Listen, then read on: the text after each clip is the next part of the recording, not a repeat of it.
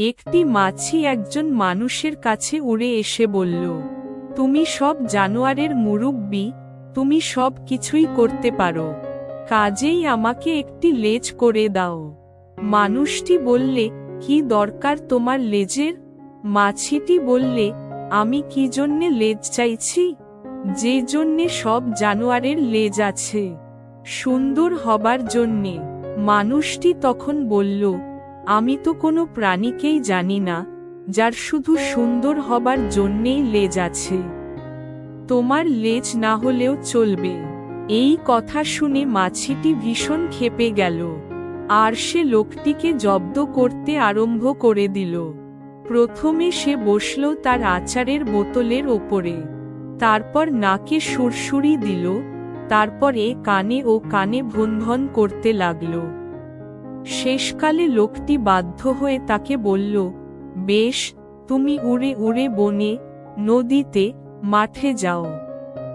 যদি তুমি কোনো জন্তু, পাখি কিংবা সরীসৃপ দেখতে পাও যার কেবল সুন্দর হবার জন্যেই লেজ আছে, তার লেজটা তুমি নিতে পারো। আমি তোমায় পুরো অনুমতি দিচ্ছি। এই কথা শুনে মাছিটি আহ্লাদে আটখানা হয়ে জানালা দিয়ে সোজা উড়ে চলে গেল। বাগান দিয়ে যেতে যেতে সে দেখতে পেল একটা গুটি পোকা পাতার উপর হামাগুড়ি দিচ্ছে। সে তখন গুটি পোকার কাছে উড়ে এসে চেঁচিয়ে বলল, গুটি পোকা, তুমি তোমার লেজটা আমাকে দাও, ওটা তো কেবল তোমার সুন্দর হবার জন্যে। গুটি পোকা বলল, বটে, আমার মোটেই লেজ হয়নি, এটা তো আমার পেট, আমি ওটাকে টেনে ছোট করি, আর এইভাবে আমি চলি। আমি হচ্ছি বুকে হাঁটা প্রাণী। মাছি দেখল তার ভুল হয়েছে, তাই সে দূরে উড়ে গেল। তারপর সে নদীর কাছে এলো। নদীর মধ্যে ছিল একটা মাছ আর একটা চিংড়ি। মাছি মাছটিকে বলল, তোমার লেজটা আমায় দাও, ওটা তো কেবল তোমার সুন্দর হবার জন্যে আছে। মাছ বলল, এটা কেবল সুন্দর হবার জন্যে আছে তা নয়, এটা আমার দ্বার। তুমি দেখো, যদি আমি ডান দিকে বাঁকাতে চাই, তাহলে লেজটা আমি বাঁদিকে বাঁকাই, আর বাঁদিকে চাইলে ডান দিকে বাঁকাই। আমি কিছুতেই আমার লেজটি তোমায় দিতে পারি না। মাছি তখন চিংড়িকে বলল, তোমার লেজটা তাহলে আমায় দাও। চিংড়ি জবাব দিল, তা আমি পারবো না। দেখো না, আমার পাগুলো চলার পক্ষে কিরকম সরু আর দুর্বল, কিন্তু আমার লেজটি চওড়া আর শক্ত।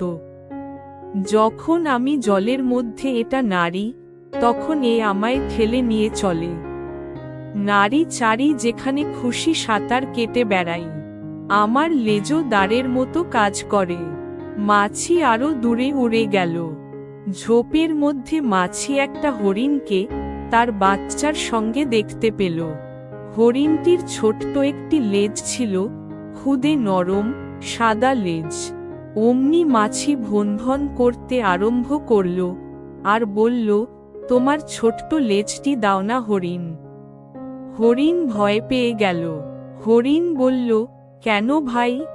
যদি তোমায় আমি লেজটি দিই, তাহলে আমি যে আমার বাচ্চাদের হারাবো। অবাক হয়ে মাছি বলল, তোমার লেজ তাদের কি কাজে লাগবে? হরিণ তখন বলল, বাহ, কি প্রশ্নই না তুমি করলে।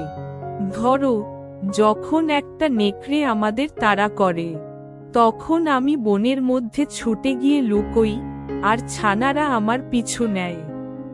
কেবল তারাই আমায় গাছের মধ্যে দেখতে পায়, কেননা আমি আমার ছোট্ট সাদা লেজটা রুমালের মতো নাড়ি, যেন বলি, এই দিকে বাছারা, এই দিকে। তারা তাদের সামনে সাদা মতো একটা কিছু নড়তে দেখে আমার পিছু নেয়। আর এইভাবেই আমরা নেকড়ের হাত থেকে পালিয়ে বাঁচি। নিরুপায় হয়ে মাছি উড়ে গেল। সে উড়তে লাগল, যতক্ষণ না সে একটা বনের মধ্যে গাছের ডালে একটা কাঠঠোকরাকে দেখতে পেল। তাকে দেখে মাছি বলল, কাঠঠোকরা, তোমার লেজটা আমায় দাও, এটা তো তোমার শুধু সুন্দর হবার জন্যে। কাঠঠোকরা বলল, কি মাথা মোটা তুমি! তাহলে কি করে আমি কাঠ ঠুকরে খাবার পাবো? কি করে বাসা তৈরি করব বাচ্চাদের জন্যে? মাছি বলল, কিন্তু তুমি তো তা তোমার ঠোঁট দিয়েই করতে পারো। কাঠঠোকরা জবাব দিল, ঠোঁট কেবল ঠোঁটই, কিন্তু লেজ ছাড়া আমি কিছুই করতে পারি না। তুমি দেখো কিভাবে আমি ঠোকরাই।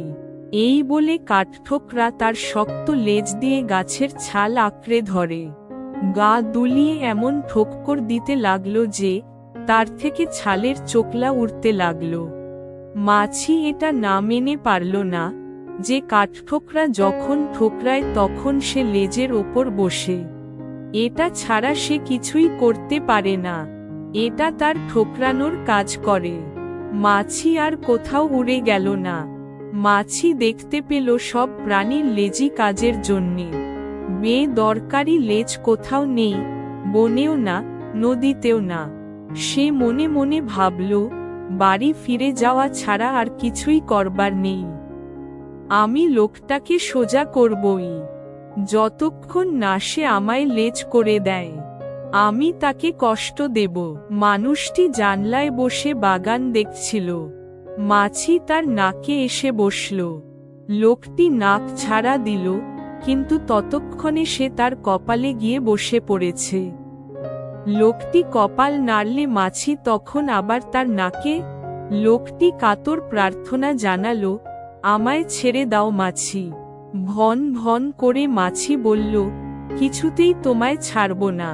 কেন তুমি আমায় অকেজো লেজ আছে কি না দেখতে পাঠিয়ে বোকা বানিয়েছ? আমি সব প্রাণীকেই জিজ্ঞেস করেছি, তাদের সবার লেজই দরকারি। লোকটি দেখল মাছি ছাড়বার পাত্র নয়, এমনই বদ এটা। একটু ভেবে সে বলল, মাছি মাছি, দেখো মাঠে গরু রয়েছে, তাকে জিজ্ঞেস করো তার লেজের কি দরকার।